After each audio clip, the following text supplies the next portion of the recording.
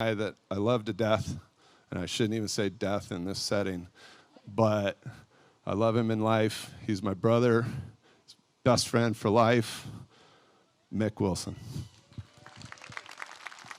And then in 1995, he and Rosie contemplated retirement.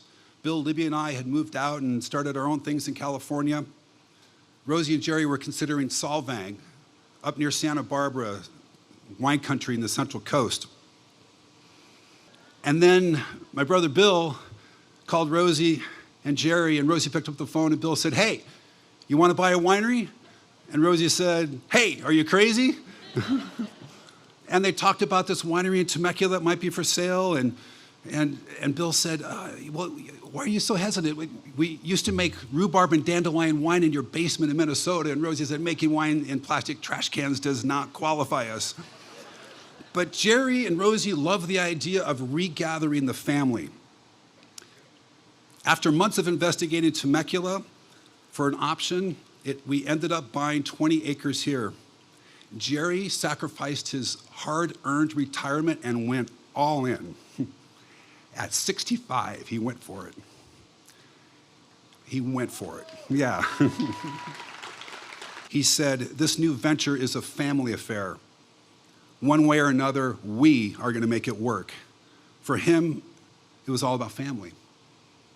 So Rosie and Jerry moved down in 1996, and Libby and Craig and their family, and Bill and Jen and their family, and I followed after that.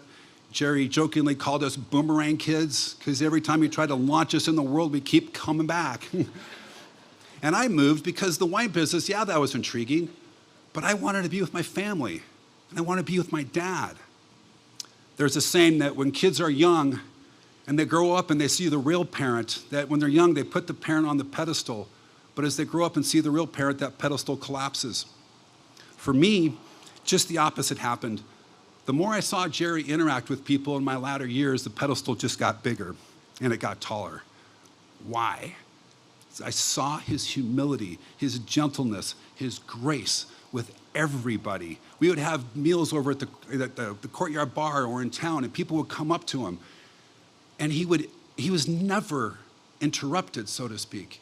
He loved engaging them and would talk about them, and he would appreciate them. C.S. Lewis says this: "Humility is not thinking less of yourself, it is thinking of yourself less." I saw this humility when he was recognized over and over. He got Father of the Year Award, Citizen of the Year, Winery of the Year over and over. He and Rosie received the Temecula Valley Chamber of Commerce Lifetime Achievement Award in 2010.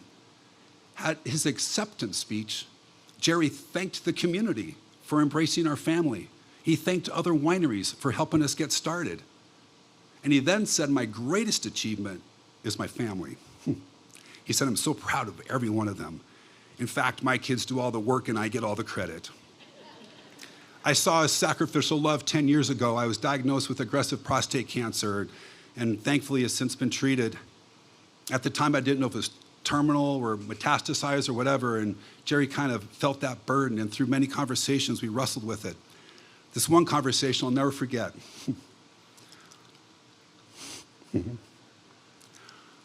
He looked at me in the eye, and he quietly said, "If I can take that cancer into myself, I would." And he meant it. I saw his heart and his priorities right here about a month ago at our 20th anniversary and Rosie's 90th birthday.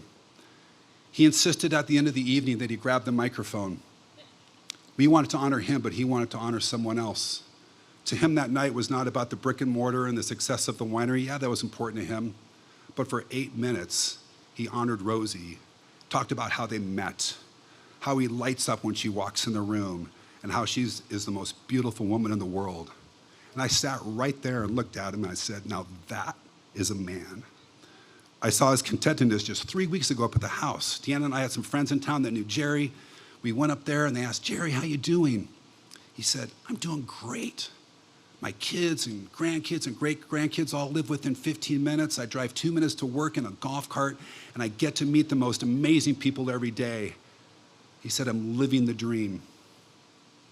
Where did this joy this contentness, this humility come from?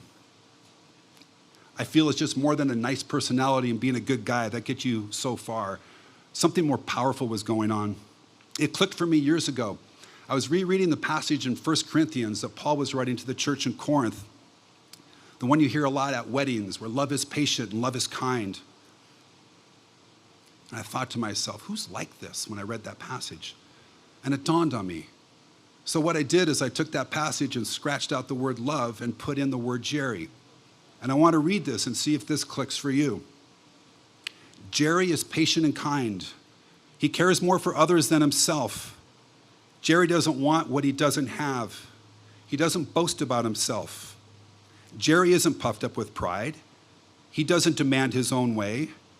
Jerry doesn't fly off the handle, and he keeps no record of being wronged. Jerry does not rejoice at injustice, but he rejoices whenever the truth wins out. Jerry never gives up on people, and he trusts God implicitly. Jerry is always hopeful, and he endures through every circumstance. So to remember him, I want to leave us with a little memento. This stick. I can feel the excitement. This is not a normal stick. This has the DNA and the potential and the power to create a full vineyard in 12 years. This is called a cutting. And we cut this from our Zinfandel in the back. And what the cutting is from the vine. All that power and the DNA is sealed in this cutting. And the cutting is then placed and planted. Vines are replanted not by seeds, but by cuttings. Cuttings are only taken from the best of the best vines. We call them clones, because you want to clone the best. And we're going to hand these out to you on the way out, and there's directions on it and how to plant it and how to store it.